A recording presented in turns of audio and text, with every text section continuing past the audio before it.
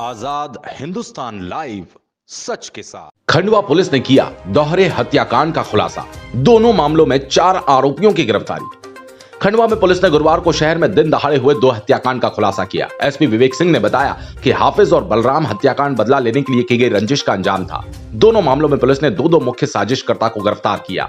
धनराज हत्याकांड में हत्या के मुख्य साजिशकर्ता के आरोप में कोतवाली पुलिस ने अशफाक सिंघाड़ और जुबेर पठान को गिरफ्तार किया। वहीं हाफिज हत्याकांड में मोगढ़ थाना पुलिस ने अमित जैन और निखिल पारे को गिरफ्तार किया। पुलिस अधीक्षक विवेक सिंह ने बताया कि खंडवा शहर में कानून व्यवस्था बिगाड़ने और बदले की भावना से दोनों मर्डर किए गए। इसमें पहले जो आरोपी गिरफ्तार किए गए थे उनके बयानों और तफ्तीश के आधार पर इनकी गिरफ्तारी की गई। वहीं दूसरी ओर महादेवगढ़ संगठन के नेता अशोक पालीवाल ने इस कार्रवाई को दुर्भाग्यपूर्ण बताया। खंडवा से ललित दुबे की रिपोर्ट। अभी हमने देखा कि पिछले 2 महीने में 2 मर्डर यहाँ पे अपने खंडवा शहरी क्षेत्र में हुए थे।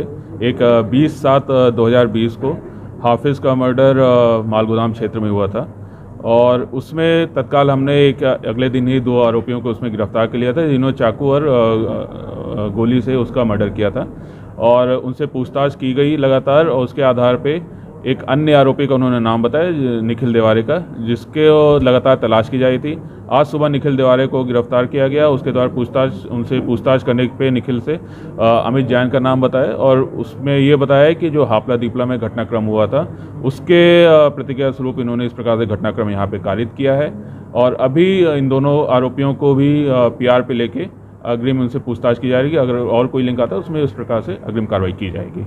इसी प्रकार 10 अगस्त को पंधारा रोड पे धनराज जो कि एक सब्जी विक्रेता है, उसका चाकुओं से मर्डर किया गया था, जिसमें हमने जो मेन इसका जो आरोपी था उसको हमने 2 दिन के अंदर गिरफ्तार कर लिया था और उससे लगातार पूछताछ किया गया था। टेक्निकल एविडेंस इसमें निकाले गए थे, मुखबिर सूत्रों से पता किया गया था और अन्य साक्ष्य संकलित किए गए थे, जिसके आधार पे 2 अन्य आरोपी आज इसमें गिरफ्तार किए हैं। एक का नाम मोहम्मद अशफाक है, दूसरे का नाम जुबेर है और इन्होंने मिलके इस प्रकार से घटनाक्रम कारित करने का और साजिश रची थी और जिसके आधार पे आज इनको गिरफ्तार करके इनका PR लेके अग्रिम पूछताछ इसमें भी की जा रही है। जी भाई साहब, आज आप आए हैं कोतवाली में, किस मामले को लेकर आए हैं, क्या है पूरा विषय?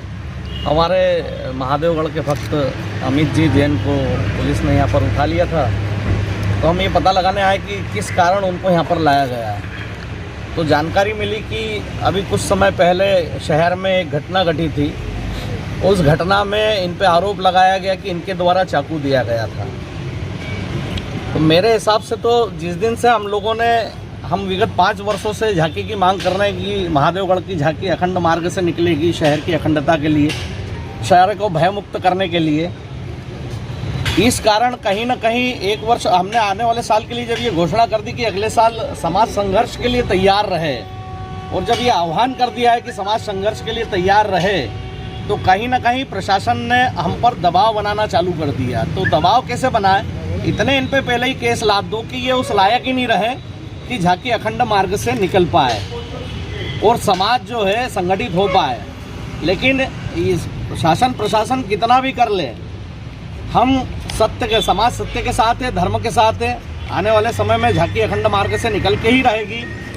और जब से CAA और NRC इस देश में लागू हुई है, तब से ही इस देश की विघटनकारी जो शक्तियां हैं, इस देश को तोड़ने वाली शक्तियां हैं, वो इस शहर में सक्रिय है।